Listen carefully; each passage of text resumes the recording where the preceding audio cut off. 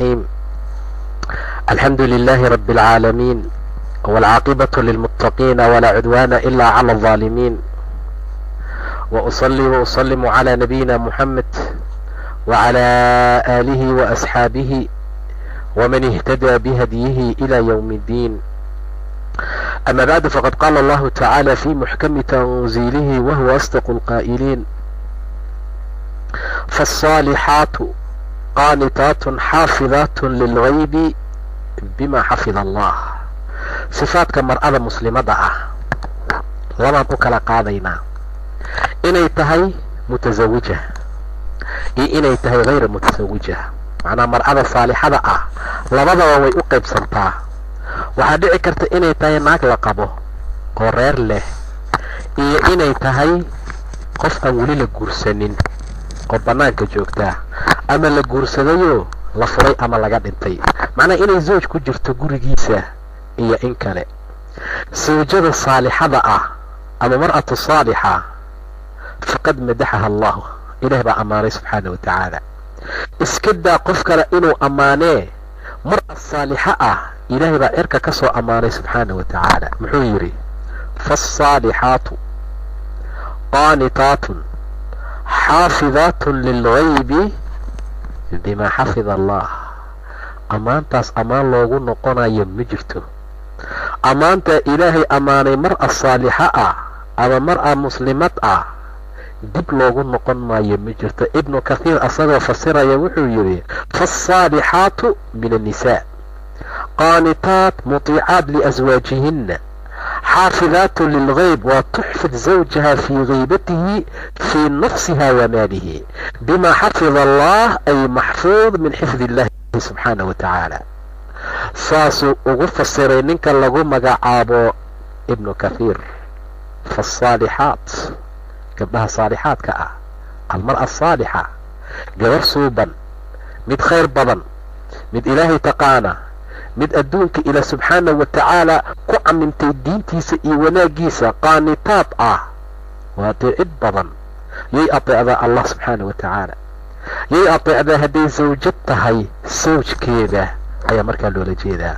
faasaalixaatu qaanitaat xaafidaatu lilgayb, waxaa loola jeedaa buu yidhi mar allaala marka ninkeeda maqan yahay yaa waxay xifdisaa oo ay ilaalisaa nafteeda iyo maalkiisa. faasaalixaatun qaanitaatun xaafidaatun lilgayb, gaybka waa maqnaashihiisa, waa xilliga uu maqan yahay asaga. dumar waxaa jira marka ninkooda la joogana isxafida, marka uu baxana waxay doonaan sameeya. sidaa ma aha buu leeyahay ilaah subxaana wa tacaala. mar'a saalixa ah, mar'a saalixa ah waxa lagu yaqaanay, sifada lagu yaqaana saas ma aha. waa xaafidaat lilgaybi bima xafida allah, waa ilaahay ilaalintii uu ilaaliyey subxaana wa tacaala. rasuulkuna wuxuu yidhi sala allahu calayhi wasalam: idaa sallat ilmar'a, gabadhu hadday dukato shanteeda salaadood waajibka ama suno lagu daray, waa maya, maba loo baahnaba dumarka. ujeedaa inta keliya ee ku filan ee nebiga tilmaamay fiiriya, hadday gabadha mar'ada khamsadeeda dukato, wasaamat shahrahaa, bisheedana ay soonto. shawaal kuma jiro, khamiis isniin kuma jirto, carafa kuma jirto. wasaamat shahraha, farjigeeda ay xafida buu yidhi, macnaha cirdigeeda iyo sharafteeda ay ilaaliso. sharafteeda ay ilaaliso, ay noqoto qof sharafteeda dhowranayo, cirdigeeda iyo sharafteeda ilaalisa, oo zawjkeeda ateecda. intaa kadib zawjkeedana ateecda. qiila lahaa, waxaa loo oranayaa: udkhilii aljanna, jannada waxaad ka gashaa gabadhan saalixadda ahay, min ayi alabwaabi shi'ta, albaab allaale albaabkaad doonto. allahu akbar. irid allaale iridaad doonta ka gal ayaa loo dhahayaa buu yidhi rasuulka sala allahu calayhi wasalam. waa ilaalin la ilaaliyey ama la tukaday 5 salaadood keliya, waa soon la soomay bil keliya, waa farji iyo cirdi la ilaaliyey keliya, waa zawj la ateecay keliya, waa 4 sifo, waa 4 tilmaamood: salaad tukasho, bil soomid, is ilaalin iyo zawj ateecid. 4taa hadday la timaado sideeda janno albaabaheeda mid allaala midkaa doonta ka gal ayaa loo oranayaa ila waa mar'ad saalixad ahe, waa mar'ad saalixad ah, waa gabar suuban, waa mid khayr ku socota, waa mid diin ilaahay ku dadaashay. sifaadka zawjada saalixadda ah ila waxaan ku hormaraynaa hadda haddii zawjad ay tahay, haddii xaas ay tahay, haddii ilan wanaagsan ay tahay, gabar saalixad ah ama sifa mar'a saalixa. mar-ooyinkiia kalaba u kala qaadnay, qaar madax bannaan ila waxyaabo badan oo laga rabin baa jirta. marka ay madax bannaan yihiin, mar allaala marka ay yihiin mataqaanaa marwooyin ama kuwa la qabana waxyaaba laga raba ayaa markaa jirtaa. marka waxaan ku hormaraynaa sifada zawjada saalixadda ah. midda ugu horaysa waxay tahay inay zawjkeeda ku farax geliso idaa nadara ilayhaa, mar allaala markuu eego. antasur waa inuu farxaa, waa inay farax gelisaa idaa nadara ilayhaa, markuu saa usoo daymoodo oo saa usoo fiiriyo. waa inay ateecdaa mar allaala markuu amro. waa inaysan ka takhaalufin nafsadeeda iyo maalkiisa, ama aysan u gadaal marinin wuxuu markaa nacayo. waa meeqa sifaad. sifada koobaad farax gelin, sifada labaad adeecid, sifada saddexaad inaysan dib u marinin, macnaha inay ka xafido nafteeda iyo maalkiisa wuxuu karahsanayo.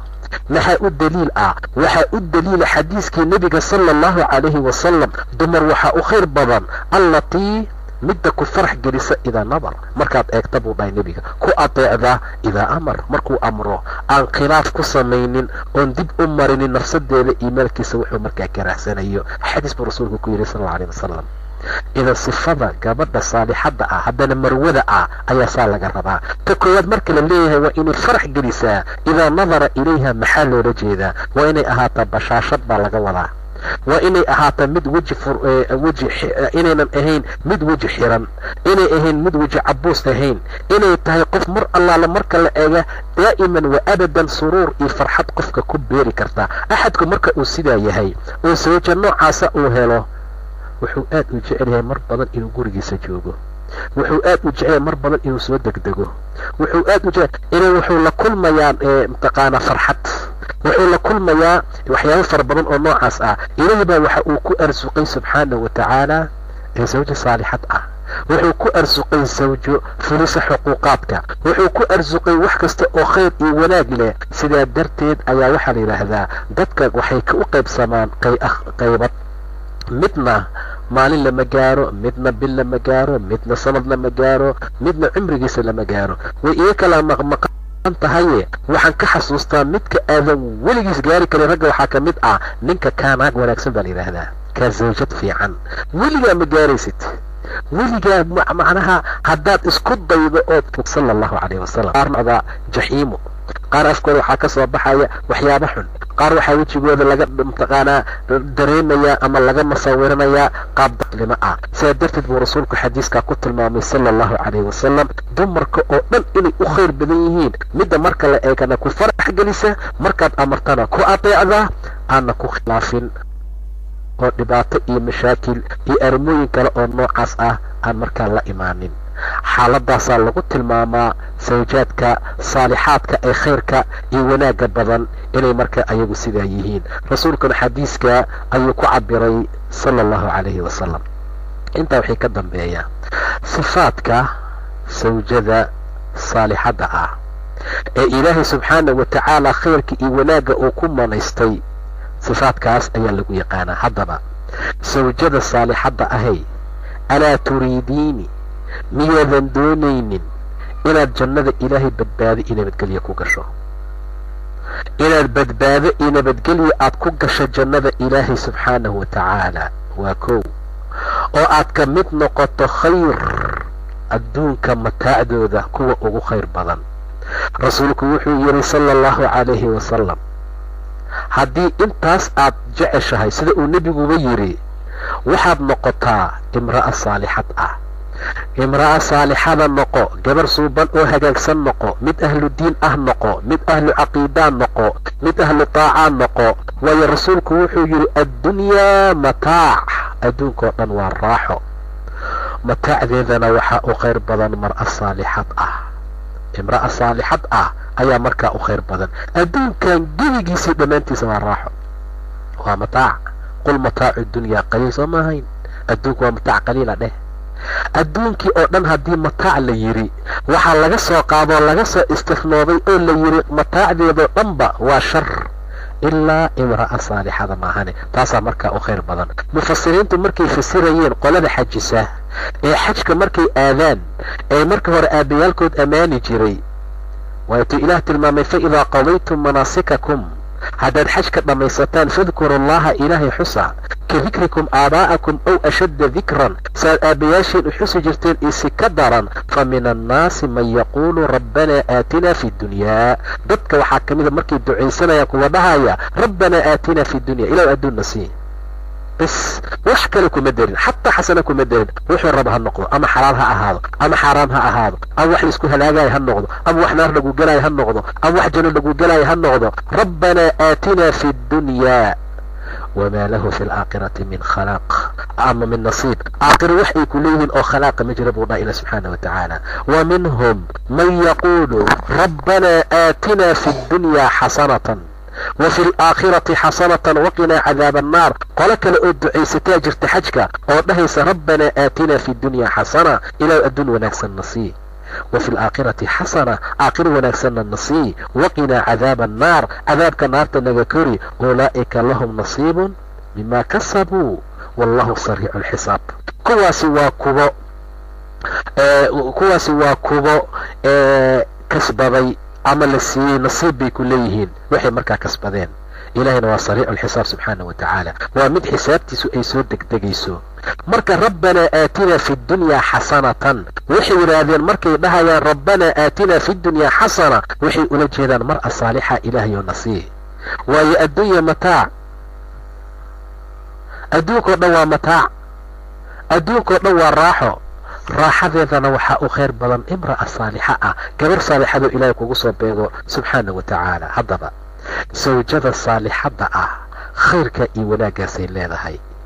haddaba haddii imra'ada aan ka hadlayna ay tahay mar'a saalixoo marwe ah, waa mid gudata xuquuqda ku waajiba sawjkeeda dusheeda. sawjkeeda xaqa dusheeda uu ku leeyahay ayay markaa gudataa. waa gabadha saalixadda ah markii aan ka soo baxnay diin oo ay akhlaaq la timid, ay xijaabatay, oo mutiicad ay noqotay, oo muwaxido ay noqotay, oo qaari'ad ay noqotay, oo carabkeeday ilaalisay, imra'a saalixa ay ku sifowday. intaa wixii ka dambeeyaan la guursaday, reer bay yeelatay. maxay samaynaysaa marka? ma aha dabciga dumarkeenna gobol ka mid ah ay leeyihiin. gabdhaha saalixaadkoo mid baan idinkaga digayaa, waxaa batay oo aad u batay gabdho mar allaala markii intaan la guursan saalixaad ahoo wan wanaagsan, ilaahay adeeca, qur'aanka ku khushuuce si fiican u akhriya, saa'imaad ahoo soon badan, daacada ilaahay si fiican ugu dadaala. habeenkay 7 ka soo baxdo, raggii guursaday madaxa ayagoo gacanta ku haystay bannaanka u soo baxayaan. saan lemay ahaayeen gabdhaha gobolka mid ah. wiilasha qaar baa yidhi walaalayaal adi ha noqonin, alla gabadha xijaaban masaan bay ahayd, yaan lagu dhihin ukhti fillaah. gabdhaha xijaaban saalemay dhaqankoodu ahaayeen, waxay ku samaysay allahu aclam. haddaba wixii ay ku samaysay ilaahay baa garanaya subxaana wa tacaala. gurigaasaa laysla galay, waa loo dooray. gabar qur'aanka dhammaysaa meeshaa degan, waa layska ku tilmaamaa walaalayaal. lama guursada gabdhaha caariyaadka ah, lama guursada gabdhaha aan diinta aqoonin. sanadadan nin sigaar cabaya oo khamri cabaya oo mataqaanaa qaad cunaya iyo macalinka malcamada dumarka wax u dhiga intuu u tago wuxuu leeyahay gabar xijaaban oo saalixada ayaan doonayaa. waa og yahay inay saalixad tahay fiican tahay, waa og yahay midda kale inaan la aamini karin, waa og yahay midda caqiidada xun inaan la aamini karin. adaa lagu soo raadiyey walaal. xataa ninka xaaladiisu ay sidaa tahay wuu gartay midda keliya la dhaqi kara inaad adiga tahay, midda diinta ku hagaagsan inaad adiga tahay. sharaftaa iska qaadina io karaamada walaalayaal. habeenkii qabiltu la yidhaahdo ee guriga lala galo, aaway dhaqankaagii, war aaway suluugaagii, war aaway caqiidadaadii, war aaway xijaabkaagii, war aaway fiicnaantaadii. وشيء مهم ولا ليال وأرن لو باحيه وأرن لرب قبلها صالحاتك إني كسفوان وأرن لو باحيه أسقو الدعيني إنه تضبك صبحه وإنه متقانا لو باحيه أرن قيمها بدل إني حالة نقطه ولا ليال مرك أدبنانك تاجنتهين إيا مر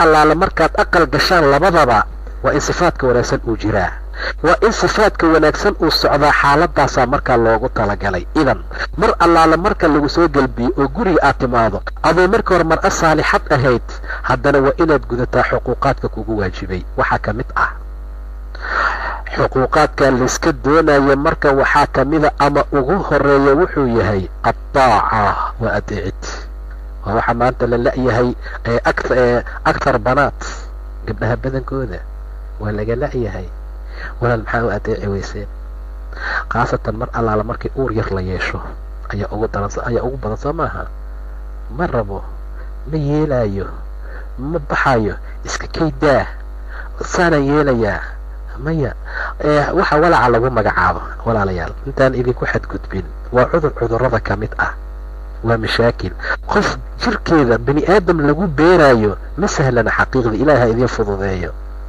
قف تمر الله لمرك أي ولع نقطه لبا تفرب بضن بيلك ولمتها وحبضا ما عنته سيسي عن مسيحته متقيد وأبذيهي عن افتفتان كذا وأبذيهي إذن إلهي سبحانه وتعالى وقد تلقى إلا قد الخلق مخلوق كلا ولا ليال مسهلنا وأري رقع أين قبين ودب iyo mashaakil dumarka dul saaran waa in loo gartaa oo loo garaabo xilliga noocaas markay ku jiraan furiinkan xilligaas uu badan yahay furiinkana xilligaas uu ugu badan yahay ayada wala calaha furay iska kay furday itiri midi bay ii qaadatay inta bay iga dhacday ma yaqaan mutaqaana waa ilmo yar guursaday waa dhalinyar hadda iska soo baxo markaa guursaday markaasa wuxuu arki jiray wuxuu maqli jiray gabdhaha saalixaadka ah gabdhaha xijaaban way fiican yihiin hadalkooda wuu fiican yahay way afgaaban yihiin intii xaaladu ka tahay asagoo tii aaminsan oo waba ogeen inay bini aadam tahay khati'ad noqon kartay gafi karto yaa intuu qamiiskiisa xirta ama surwaalkiisa shaatigiisa leecada dhigtay u socotaa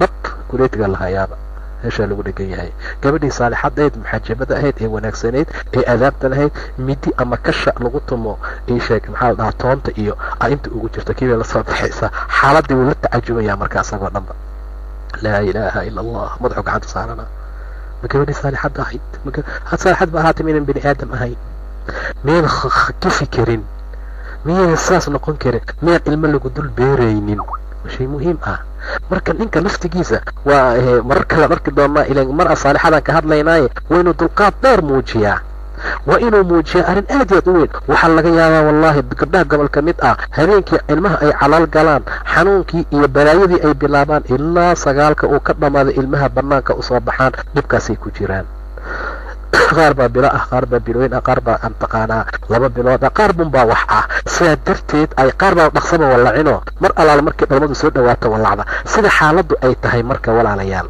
ragana wala hadda doona hadii ilaahay idmee waa in raggu ay ogaadaan xaaladda inay soo mari karaan gabadha xijaaban gaf waa ka dhici karaa qalad waa ka dhici karaa mashaakil way samayn kartaa ayagana waxaan leeyahay gabdhaha noocaas oo kala inta isxakameyn kartaan isxakameeya walaalayaal inta iscelin kartaan oo adkaysan kartaan taqaana adkaysiga iyo waxyaabaha kale ku dadaala ka badbadiskii waxyaabaha kalena in la iska yareeyo waa shay muhiim oo markaa loo baahan yahay idan xaaladda ugu horeysa ee looga baahan yahay صفة مرأة صالحة أي لها زوجة الصالحة ومطيعة لزوجها وح الله لوحي أمره إلا معاصي إلهي ماهنا سبحانه وتعالى إلا معاصي إلهي ماهنا زوجة الصالحة وحلو يقانا إني مطيعتها أي زوج كذا أطيعه هدوسا أمرين شيء إلهي لولا عاصنا سبحانه وتعالى waayo wax ilaahay lagu caasinayo qof makhluuq oo lagu adeecaya ma jiro rasuulkuna wuxuu yiri dumarka waxa u fiican mid hadii la eegana ku farax galisa markaad amartana ku adeecda marka aad maqan tahayna nafteeda iyo maalkeeda xifdisa saadarteed baa zawjada hadii zawjkeeda ay adeecdo fa inna yarda anha uu ka raali noqonaya waa ku farxaya ومتقانا وحو غاريا درجة سارة sidaa darteed baa hadday ku dhimato zawjo ayadoo zawjkeeda uu raali ka yahay jannada ilaahay bay gelaysaa sida rasuulku uu yidhi wa ayuma imra'atin maatat gabar walba oo dhimata zawjkeedana raali uu ka yahay jannada ilaahay ayay gelaysaa subxaana wa tacaala. idan waa sifo, idan waa tilmaan, idan waa qaab ka mid ah sifaadka imra'ada muslimadda ah weliba marka ay marwo tahay, weliba mar allaala markii ay tahay qof xaas ah. midda labaad ama kale waa astur iyo siyaana, satri wax lagu magacaabo. in badan bay wax asturaysaa gabadha saalixadda ah, in badan ceebaha bannaanka ma dhigdhigto, in badan sheeko maalaa yacni ahoo ceebaha guriga ka dhaca bannaanka bixisaa ma aha. siyaanana waa lagu yaqaanaa, waa dhowrsanaan, waa sifaad ay leedahay mar'a muslimad ah. asturka ama satriga waa shay muhiim ahoo lagama maarmaan ah.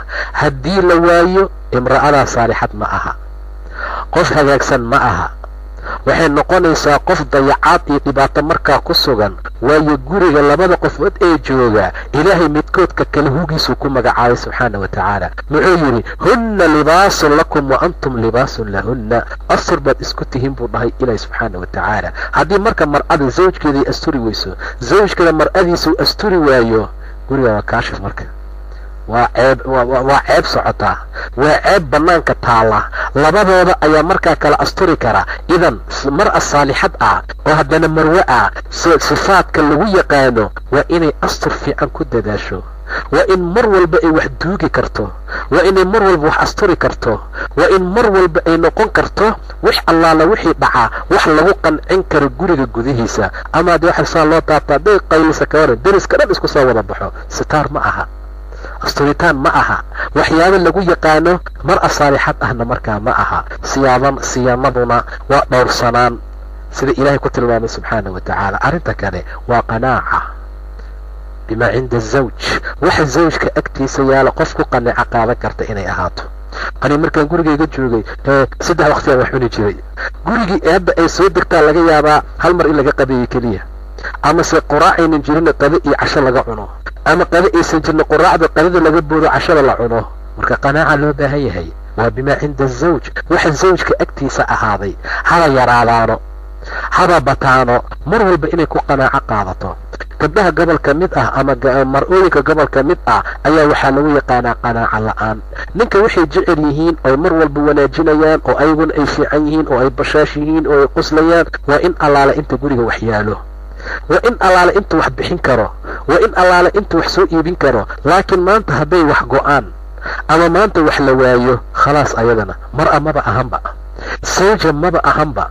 macnaha waxaa fahmaysaa meesha ma aha waxa isku ahaya calaaqa zawjiya ma jirto, ma aha sifo lagu yaqaana imra'a saalixad ah. waxaa loo yaqaanaa mar allaala marka wax la helo iyo marka wax la waayo labadaba in la faraxsanaado, in ilaahay diintiisa aan laga leexanin, in laisku qanaaco qaato, in laiska raali noqdo. waa haddii wax yaalaan iyo haddiise wax yaalin, haddii la cuno iyo haddii la qado, haddii wax lasoo helo haddii wax lasoo waayo. imra'a saalixa sifaadka lagu yaqaano weliba mar'a waxay tahay inay ku qanaaco qaadato. ilaa ilaahay yidhi aladiina yunfiquuna fi saraa'i waaddaraa, dadka iimaanka leh ee rabbi jecel ee jannada la siiyey waxbay bixiyaan markay wax haystaan iyo markaysan wax haysan, labadaba waa isku mid.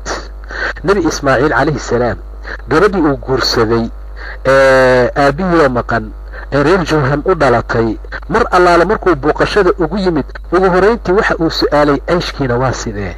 ili ambiyadu waxay wax ka baraan ee wax ka fiiriyaan waa qanaacada. maxaa lagu dhigay guriga iyo maxaa meer lagaaga dhigay iyo dahab ma lagu gaday ma dhihin. wuxuu yidhi kayf seed ku nooshihiin, noloshiina bal iga waran. sharal aysh bay tiri, nololtan u xun baan ku jirnaa, maanagaa nool ba'naye, mashaakilaa ku jirnaa, maanagaaba wax cunnaba, maanaa wax aragnaba.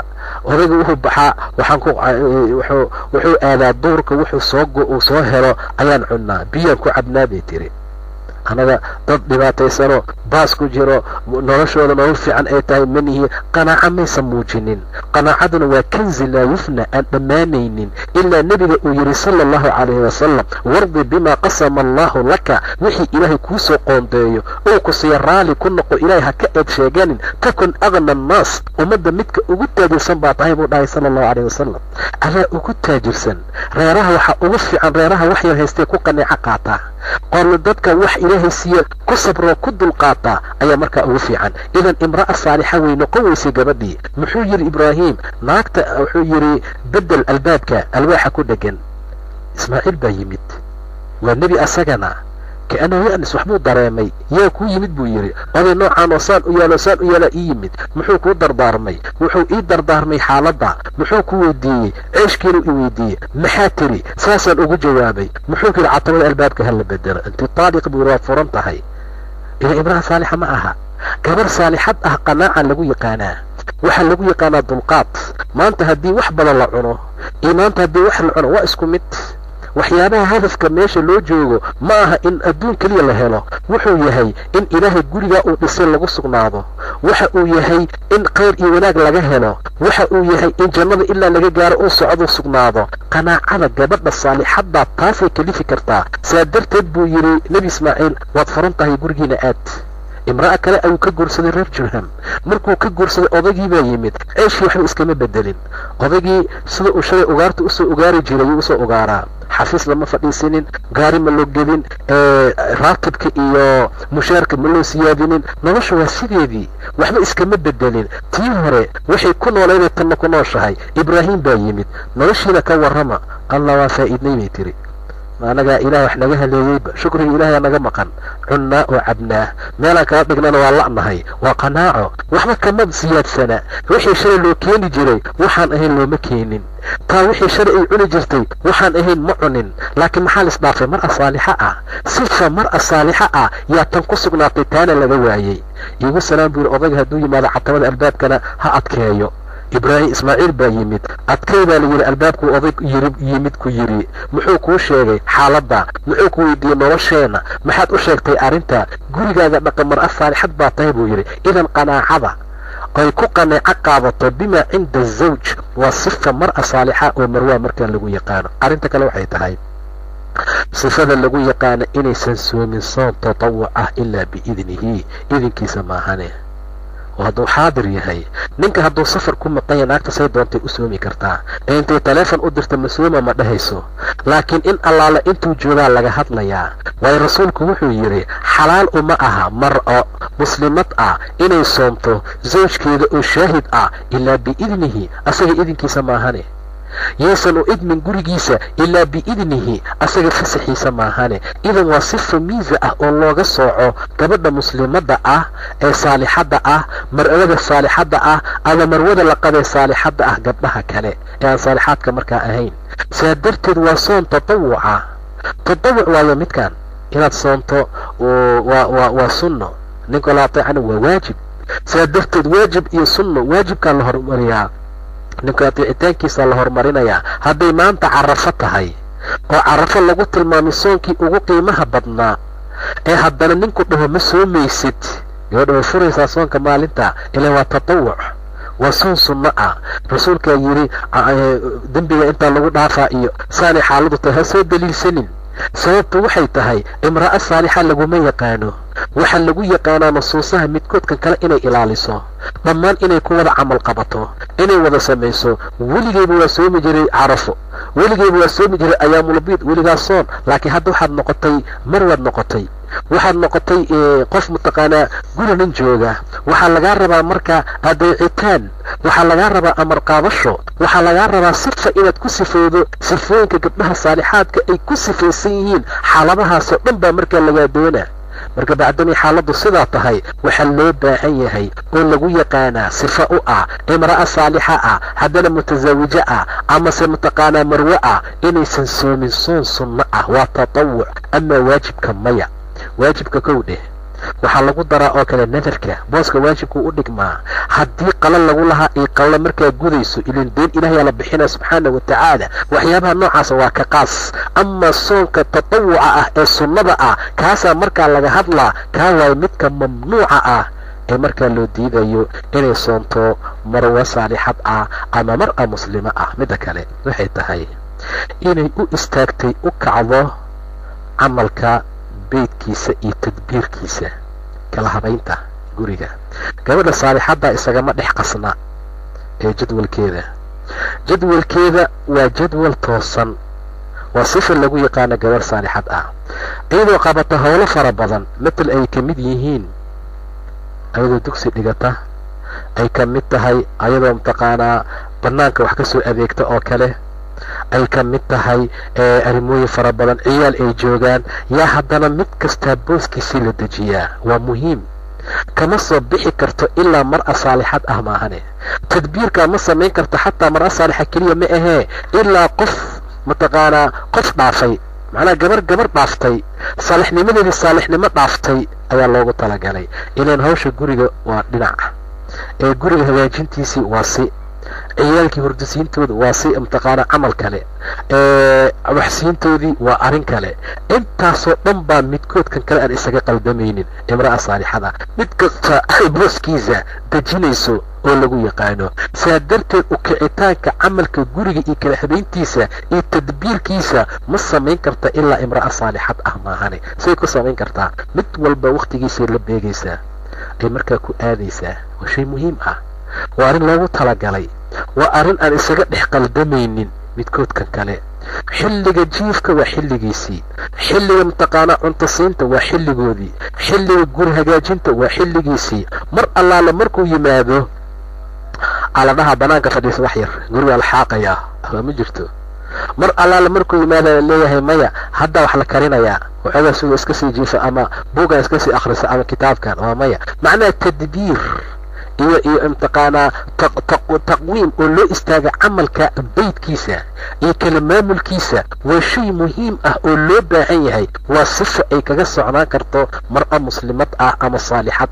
mar'ooyinka kale ta kale waxba xilligii mtaqaanaa wax la qaban lahaa waa laga yaabaa inay maqan tahayba waa kow waxaa laga yaabaa xilligii mtaqaanaa wax loogu talagalay arrin kale ku jirta markaasaa mar walba waxaa dhacay dibdhac mar walba waxaa dhacay waxyaabo kale arrimooyin noocaas oo kale wax ay ku mtaqaanaa hagaagsan tahay ama ay ku maqan tahay adoona ma aha wax iyadana nafteeda adduun iyo aakhiraba nafci markaa u leh laga yaabo inay meel laga soo sheekaysanaysay laga yaabo inay wax kale markaa jirtay oo wax qiime iyo faa'iidaba aan markaa lahayn idan mar'a saalixad sifaadka iyo calaamaadka lagu yaqaano xaaladooda markaa waa sida waxaa kaloo ka mid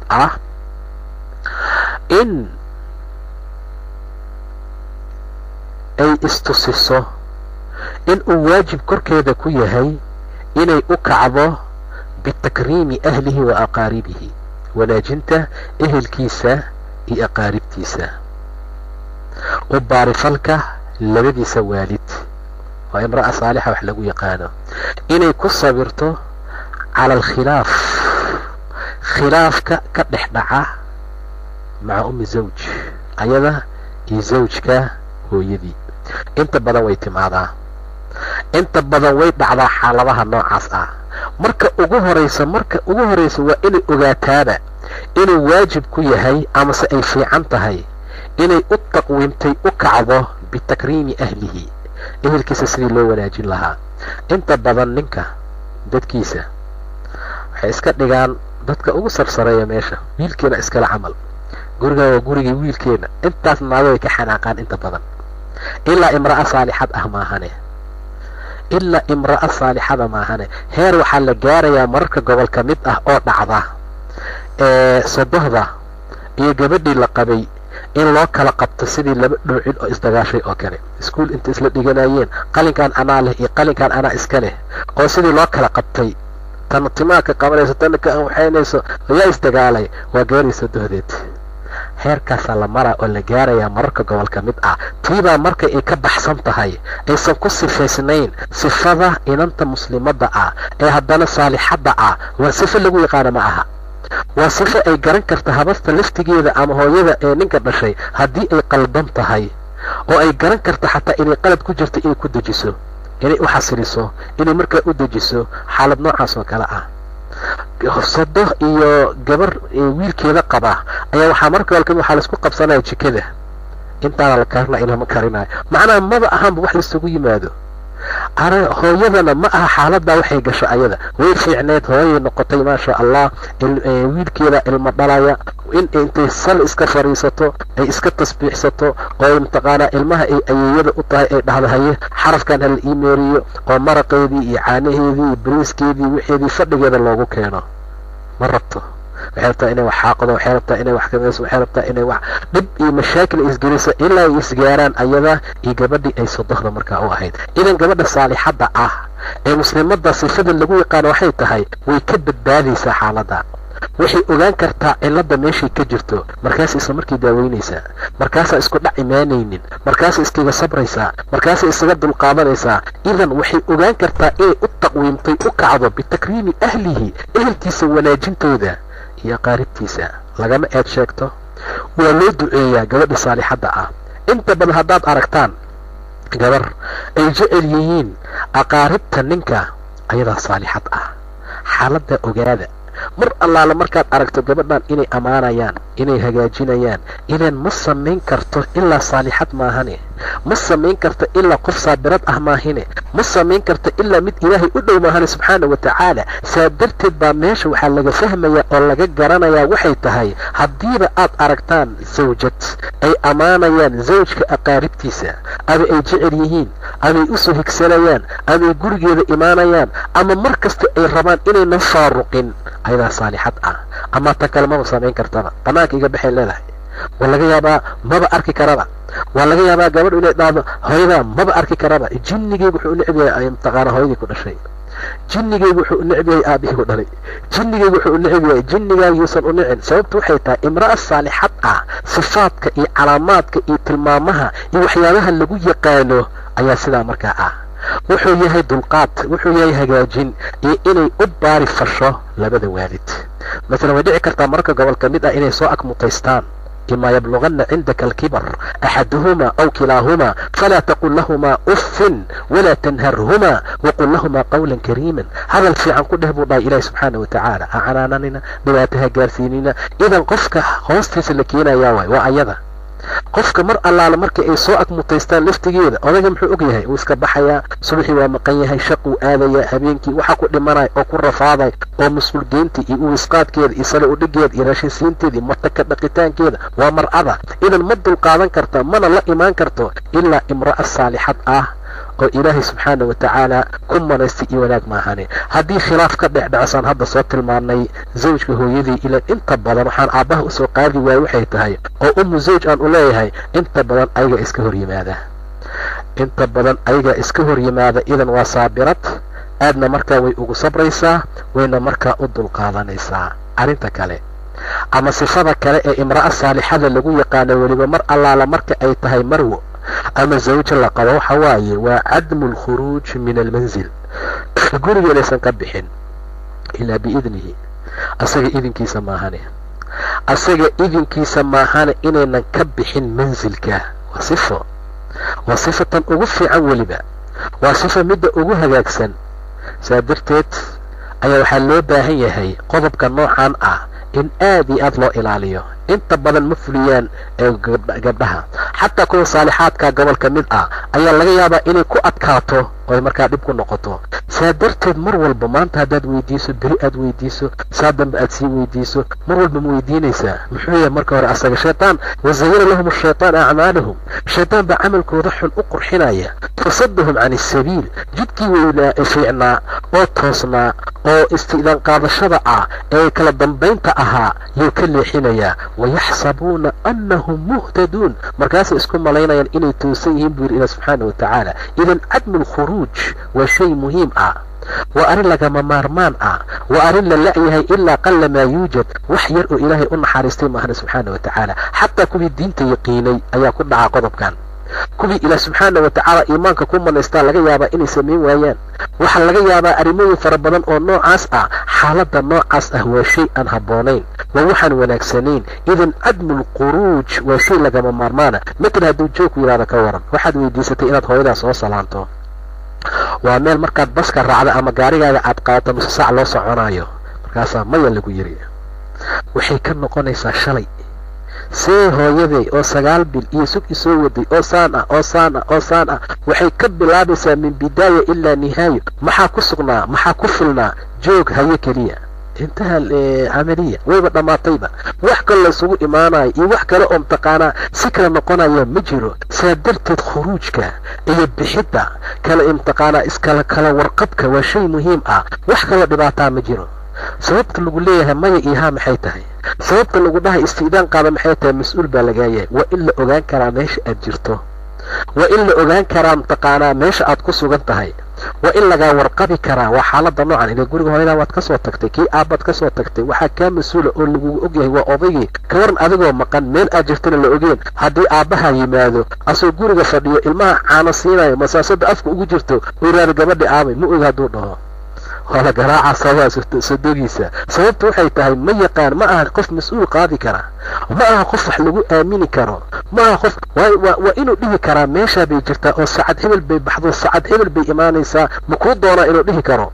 macnaha xaaladda laguu su-aala waxyaaba fara badan baa meesha ku jira. cinaad ma aha, madax adayg ma aha, mutakabirnimo ma aha, amarku taaglayn ma aha, in madaxa lagaaga istaagsan yahay ma aha, ma dhaqaaqi kartid ma aha, maseerow baa tahay ma aha. waxaasoo dhan ma taalo. waxa meesha yaala qof mas-uul laga yahay ayaad markaa tahay. waa in la ogaan karo xilliga aad baxday iyo meesha aad ku sugan tahay xilliga iyo waxa kale markaa jira. hadda alxamdulilah ilaahay wuxuu sameeyeyba qof kasta gabar walba ta iskoolka dhigata, tan mataqaanaa iska daa wax kale, gabadh naagaha caanaha gada, kuwa mataqaana waxyaabaha kala sameeya, dhammaan qof kasta wuxuu wataa isgaarsiin oo mataqaanaa fudayd ah.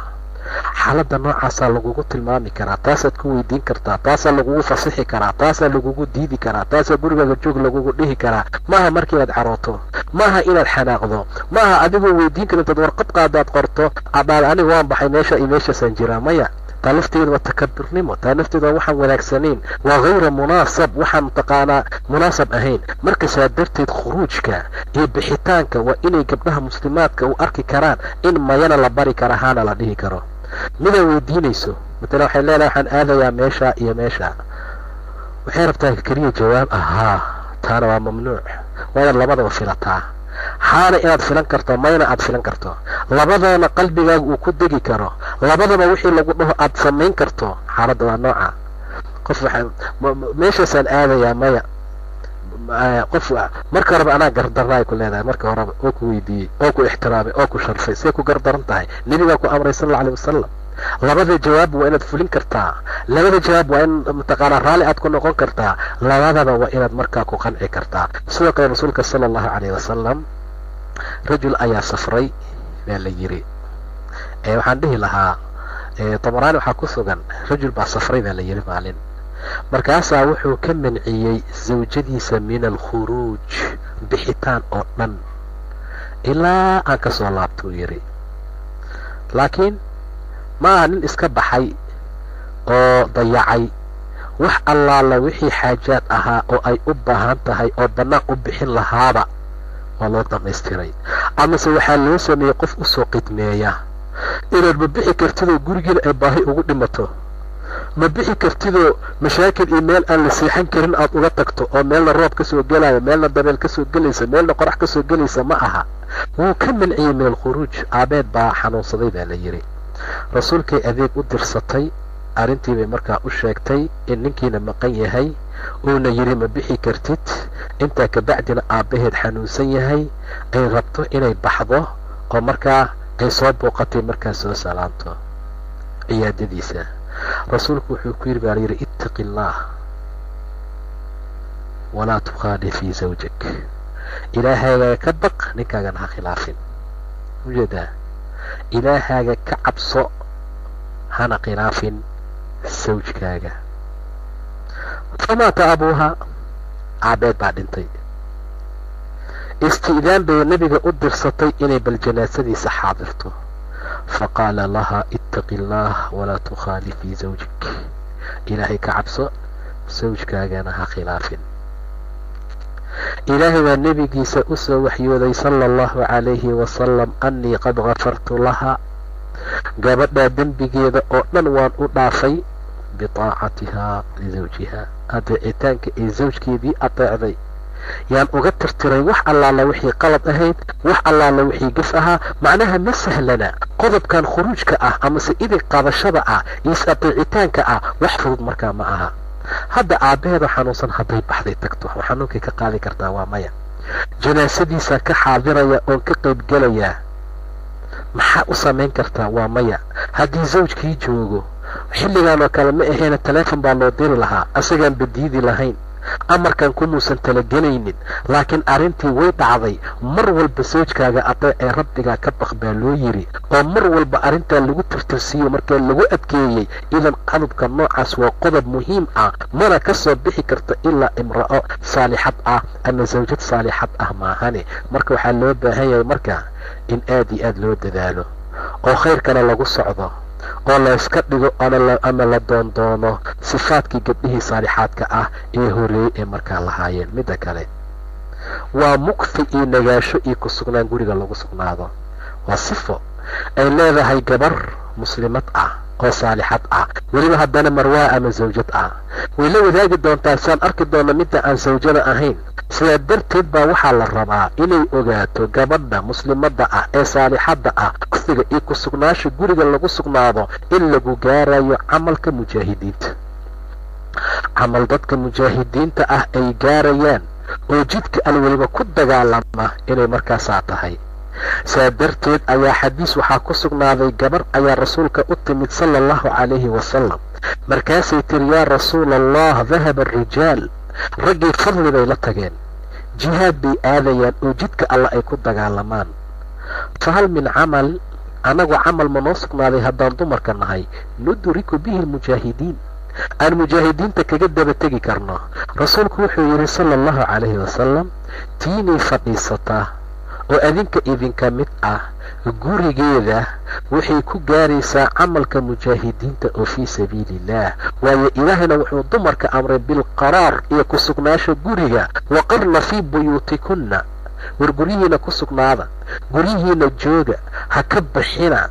xaajo iyo dan inay timaado maahane, xawaa'ij sharci ah inay timaado maahane. waa salaad masaajidka lagu soo tukanayo, shardi in fasax la qaato laftigeeda. sida uu nebigu yidhi ha u diidina dumarka hadday idinka fasax qaataan inay masaajidada aadaan ay markaa kusoo tukadaan, guryahooda ayaana u khayr badan. saasuu rasuulku daba dhigay sala allahu calayh wasalam.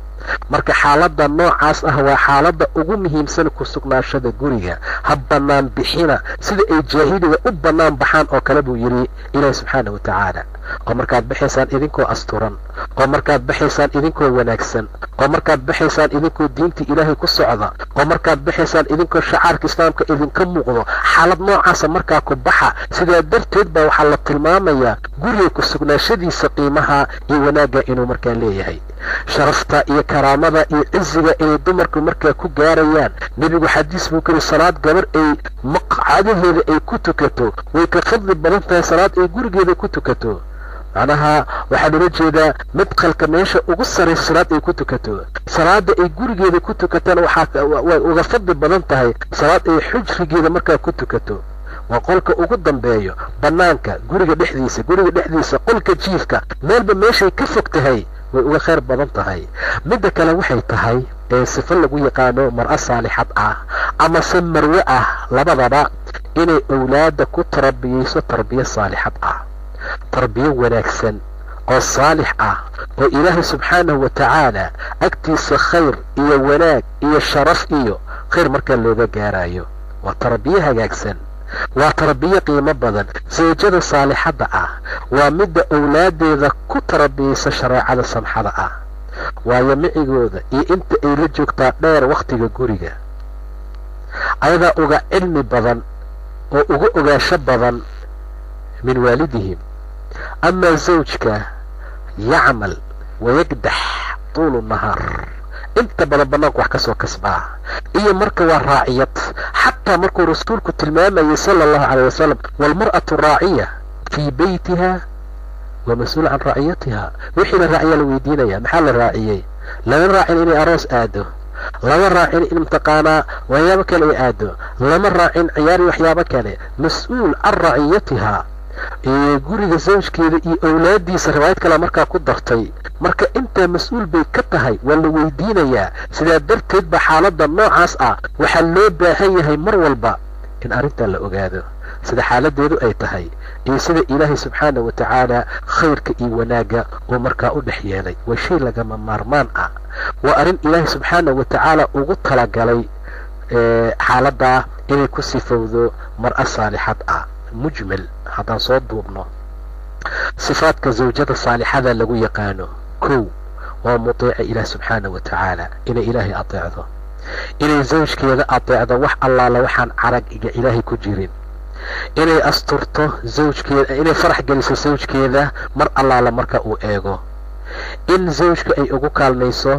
على طاعة الله حالة النوع أنا مركا لنا على طاعة الله إن أقو كالميسو dumarka qaarkood baa waxay ugu kaalmeeyaan ragooda ciqaab ilaahay subxaanahu watacaala nin baad arkaysaa iska fiican oo diintiisii ku socdo shantiisii salaadood hagaajinayo ku tukanayo masaajidada maalinta uu saa u guursadaa kadxi iyo dhibaato iyo mashaakil ku bilaabanaysaa masaajid waqti uu ku yimaada ma laha gurigaa loo fadhiyaa markaasaa waxa uu ku qasban yahay maanta waxaa keen in la yidhi uusan haleeli waa inuu jamaaca ilaah yimaado uu ka qayb galo ilaahi subxaana watacaala jamiicadii iyo salaadii uu ku tukan jiray inuu xarf diinad uu faa'iidaysan waayo inuu waxyar akhrisan waayo oo daaca ilaahay iyo diin ilaahay ah in asagoo dhanba kadeed iyo kadxi iyo mashaakil uu galo sidaa darteed baa dumarka gobolna waxay ugu kaalmeeyaan diin ilaahay gobolna waxay ugu kaalmeeyaan macaasi ilaahay saasay markaa u kala qaybsamaan midna waa saabirad hadda masaajidka ha hilmaamin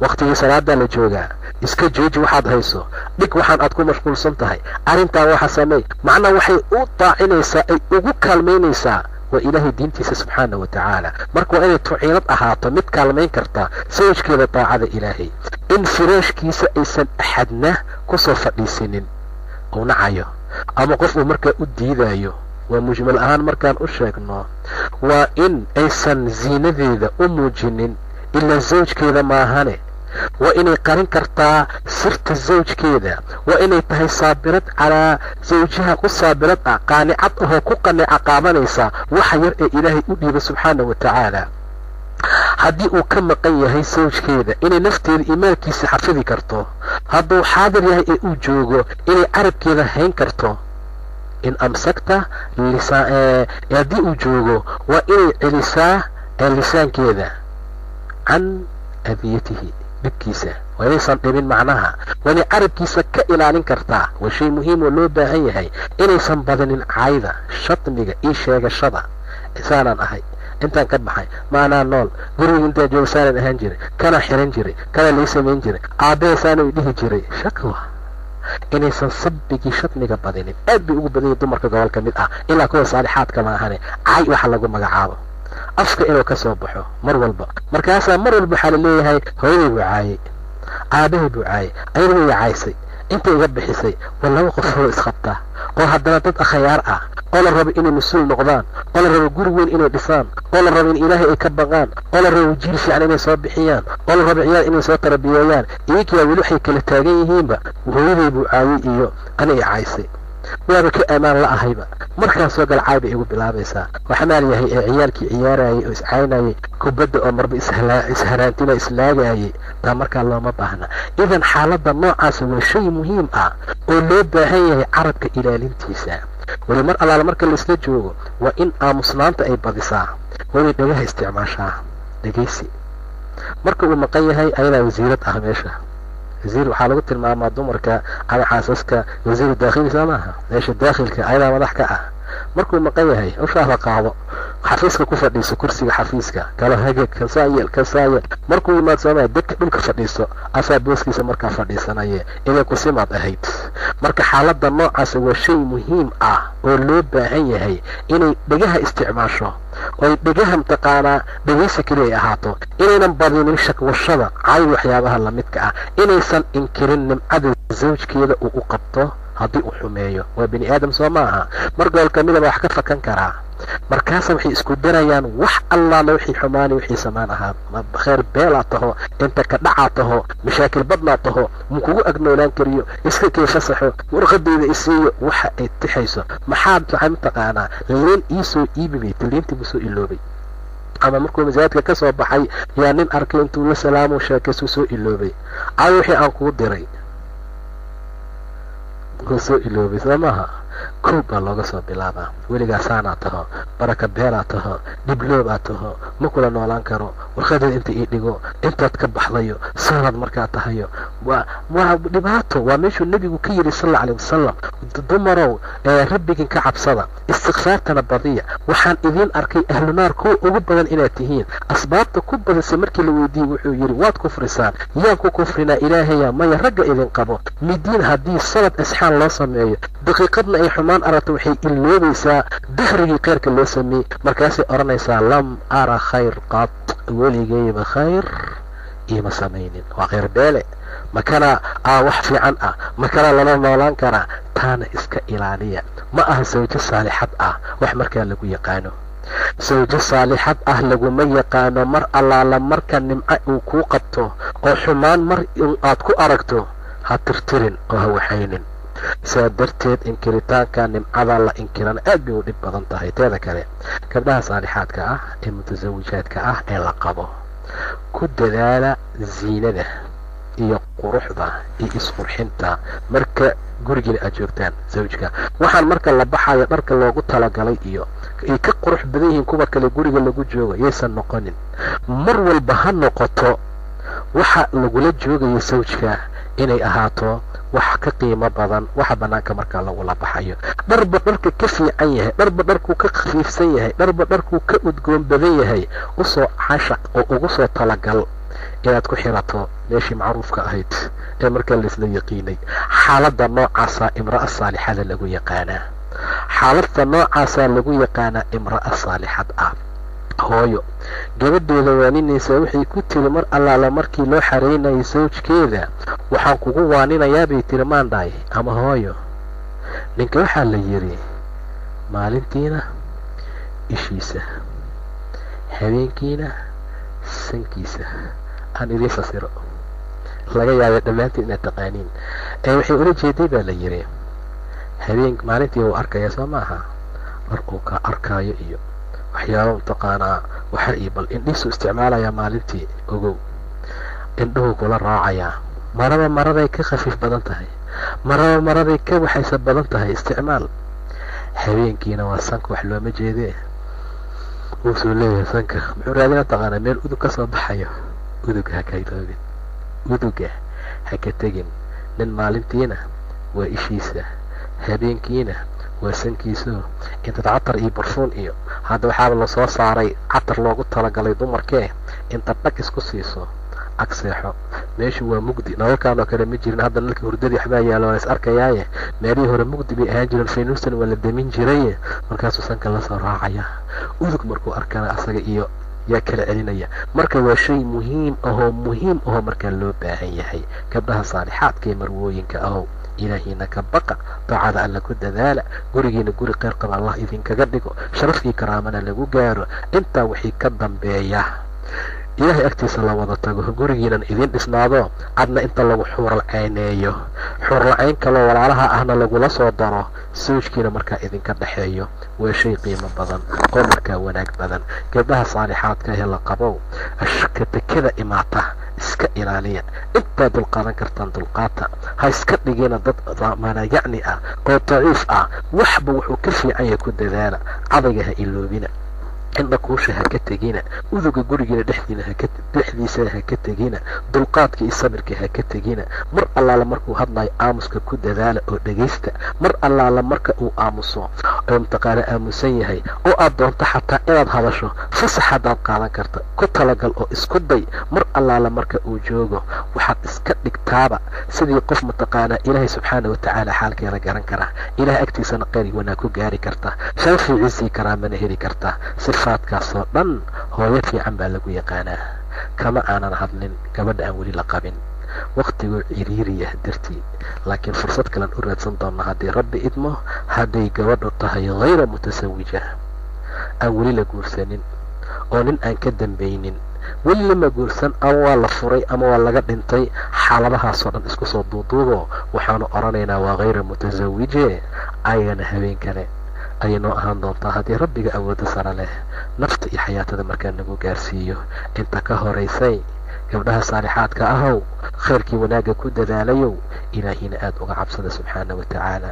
anaguna waan idiin soo ducaynaynaa xilkaa weyn ee aad haysaan inuu ilaahay garabkiina ku galo, oo ilaahay idiin fududeeyo, oo ilaahay khayr iyo wanaag idinku gaarsiiyo. taasaan duca idinkugu soo daba dhigaynaa. ilaahay idinkama dhigo wanaag aad ku socotaan ku aad ku khasaartaan. raggaas idinka gacanta aad